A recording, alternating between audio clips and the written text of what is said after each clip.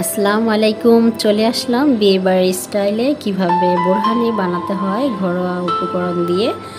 তো আমি অনেক রোদ এবং প্রচণ্ড গরম, এই কারণে সকাল ভোরে ছাদে চলে আসলাম সকালের মুক্ত হাওয়া, সজীব নিঃশ্বাস এটা নিতে শরীরের জন্য খুবই উপকার। এখানে আমি পুদিনা পাতা বুনেছিলাম, সেগুলো আমি সংরক্ষণ করে নিয়ে যাব।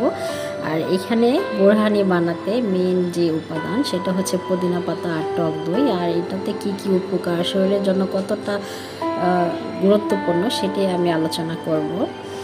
সো এখানে সবার প্রথমে এগুলো ভালো করে ক্লিন করে নিয়ে বেটে নিয়ে নিয়েছি সবগুলো উপকরণ। প্রথমে আমি 500 গ্রাম টক দই নিয়ে নিয়েছি, 2 টেবিল চামচ পুদিনা পাতা, 1 4 চামচ কাঁচামরিচ বাটা, 2 4 চামচ ধনিয়া পাতা, 1 টেবিল চামচ সাদা সরিষা বাটা, আর 1 4 চামচ গোলমরিচ বাটা, আর নিয়েছি 2 টেবিল চামচ সাদা চিনি।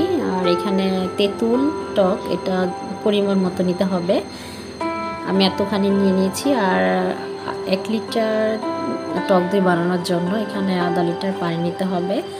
তো এই 5টি উপাদান আমি একসাথে ভালো করে মিক্স করে নেব। এই মিশ্রণটা একটা ছাঁকনি দিয়ে ছেঁকে নিতে হবে। এটা ছেঁকে নিলে কিংবা চেড়ে নিলে খেতে খুব স্মুথলি ভালো লাগে।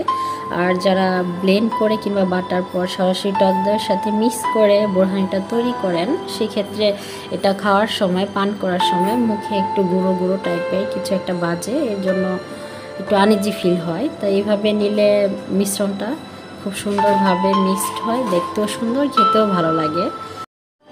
টক দই হচ্ছে প্রোবায়োটিক, যেটা ডাইজেস্টিভ সিস্টেমকে শক্তিশালী করে তোলে। যাদের আইবিএস এর সমস্যা, সেই সমস্যাও সমাধান করে। আর এখানে সকলের জন্যই বোরহানিটা খুবই উপকার। আর এখানে আমি তেঁতুলটা গুলে নিয়েছি, গুলে এখানে আমি ছেঁকে নিলাম। এখন এটা হচ্ছে ব্ল্যাক সল্ট, যেটা বিট লবণ। এটা ভালো করে ধুয়ে পানি ফেলে দিয়ে পরবর্তীতে পানি দিয়ে গুলে রেখে এই পানিটা আমি এখানে চেড়ে নিয়েছি। বিট লবণটা হচ্ছে খনিজ পদার্থ, এতে সোডিয়াম পটাশিয়াম রয়েছে, যেটা আমাদের ফাঙ্গাস ইনফেকশন দূর করে। পুদিনা পাতায় হচ্ছে অ্যান্টি কার্মিনেটিভ, এটাতে রয়েছে ফাইবার, ভিটামিন এ, যেটা অ্যান্টি অক্সিডেন্ট হিসাবে কাজ করে, পেটের সমস্যা দূর করে থাকে।